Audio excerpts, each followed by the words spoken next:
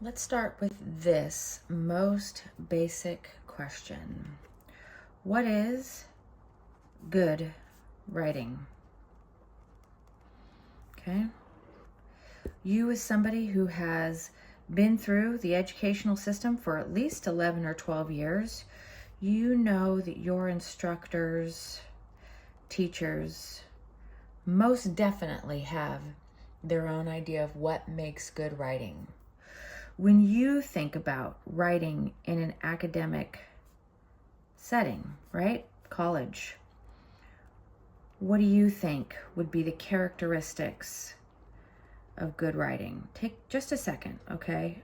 I'll try to treat this as much like I would a regular class without, the 5-minute interludes between questions and answers. So we've got 3 pieces here, right? We've got this situation with our teachers and instructors who have their ideas about what good writing is. We have these ideas over here that we, right now, carry around in our own minds about what academic college writing must look like. What would you say are those characteristics? The answers I most commonly get are things like they are organized. The vocabulary is strong or advanced. The grammar, the punctuation is correct. There's good flow, right? What else? I'm trying to think off the top of my head the different things. Understandable or clear, right? Direct. I'll just put understandable. So what's the problem with this? Why am I taking us through this as this first initial sort of introduction to what I teach when I teach English 1A and what I think is absolutely essential for students and even possibly instructors, but dare I be that bold, should know or think about. So here we go. What's the problem over here in this corner, right? With instructors and teachers and what they say is good writing. Well, it is highly subjective, right? Every teacher has their own pet peeve, their own sort of list of, I call these the thou shalt nots, right? Okay, so also, anything else, I guess overall, I would just say that the problem in this corner is that as writers and students, right, there's always a question mark. You might be in one class and the instructor says, you're a genius, you're brilliant. I've never heard anything so amazing. You strut into the next class and suddenly you're getting C's and red lines through everything, right? It's just very inconsistent. Over here, there's a problem, right? That we all walk into an English college level class and we say, well, I have a sense of what it is, all right? But it's not me. I want a couple of you, if this resonates with you, I want you to really try to think about this, okay? So many students, if not most or all, walk into a college classroom and say, I know there's a thing called good writing. I know there's something about it that makes it academic and college level. I have probably been told by a few teachers here and there that I'm missing the mark. And my only vague sense of what might make good writing are these things right here. Okay? So what happens when we're in this relationship with academic writing, with writing at the college level? We say, I know it's something, but it's not me. Guess what that creates? I'm going to put this right over here. That creates that blank screen, right? The cursor taunting and mocking you. That's what creates a lot of what we call writer's block. Also, here it is, anxiety, self-doubt. These are crippling, right? I don't do this, I don't say this casually or with any kind of flippancy. This is real stuff that happens. And over the years, particularly in the last few years, I have really sort of nailed down my thoughts on this, that as long as all of us are in this relationship, right? That there's something called good writing, okay? I'm not sure what it is, Jen, your instructor, but I know it's not them, okay? I know it's something we call academic writing. It might have something to do with these things. We are all, pardon my expression, screwed. So here's what I tell my classes, and I stand by this, and I mean this with my entire heart. What really you have to do, because let's go back to, I'm going to shift this over. This is so cool. It's kind of like those little whiteboard things you see on YouTube. What did I say at the very beginning of the class? It's at least on that front page when I introduce myself and welcome you to English 1A, that there are 3 things I want you to get from this class. I want you to know yourself. I want you to know the situation. What writing situation are you in? What is being called for? What are the parameters? What are the rules and guidelines? And then I want you to know the strategies. Know how to do what you're being asked to do, where to look, all right? What this builds, I am convinced, is a writer who can then say, I am confident. I know who I am. I know my strengths. I know my weaknesses. I know what's important to me. I know what matters to me. I know what my values are. I know what my opinions are, right? I know what my instructor is asking of me, and I know how to do what my instructor is asking me to do. That, everyone, is what makes a confident student and writer. So, sliding back over here to what makes good writing, here we go. My first one for you is this. Whatever you submitted, whatever you turned in, is this something that you can say? I'll put this in the first person. I can say, I'm proud of this. Right? Look, you guys, sometimes because of the situation, it's not my best work. Sometimes because of what's going on at home, or because of the assignment, or because whatever's happening in my brain, I can say, this is not my best work, but I turned it in. I'm proud of it. I got something. I did something, okay?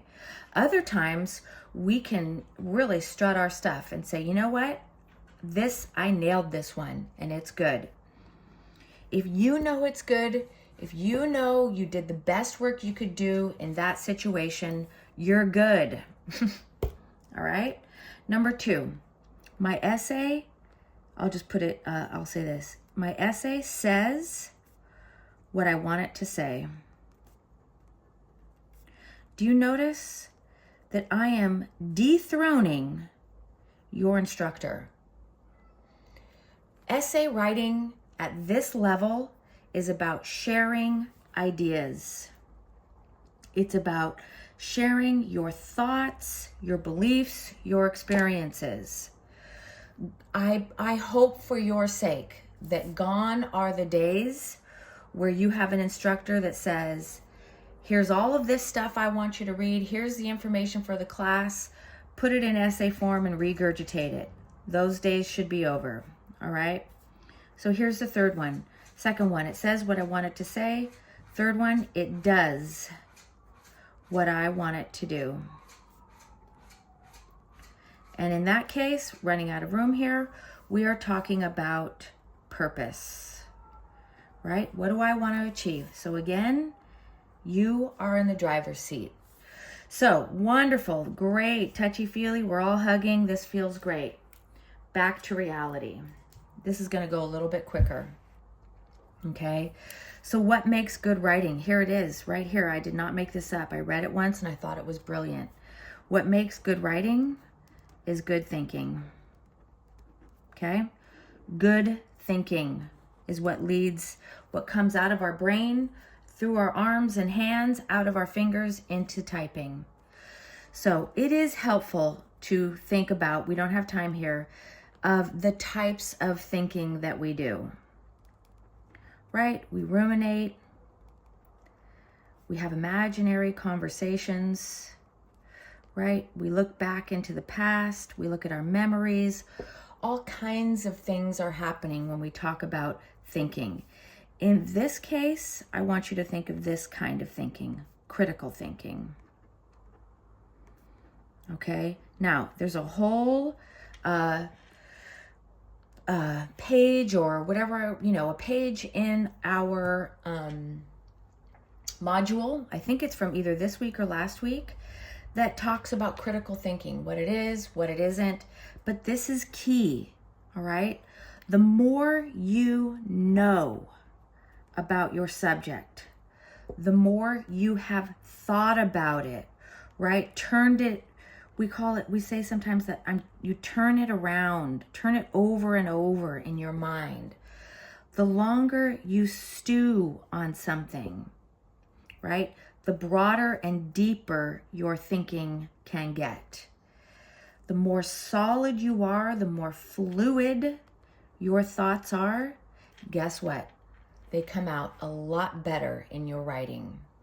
So good thinking is what leads to good writing. Here's the last one for this little development here of my basic philosophy for this class. Good thinking comes from ideas.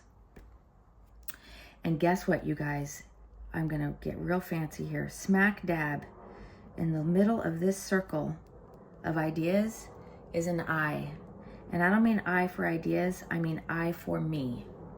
Because yes, certainly our world, our culture, everything in the universe that is knowable, right? Knowledge. If we have been exposed to it, then it is part of that well of information and experience we call ideas. Our idea well, though, is not limited to just this, right?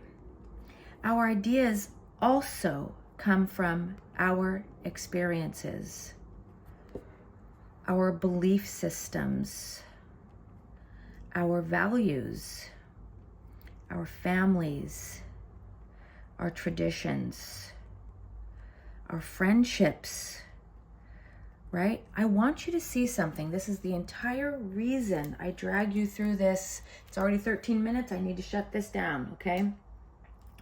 The whole reason I drag you through this is, let's shift back over here. We say academic writing, yep. I have an idea of what it is. Of course, it's very vague and it's not quite, it's partial. Let's call it that. It's partial. It's not complete, that's for sure. But what I do know is that it is not me. Well, my short answer for that is wrong. It is absolutely you. And you walk in already today to all of your classrooms with something to say.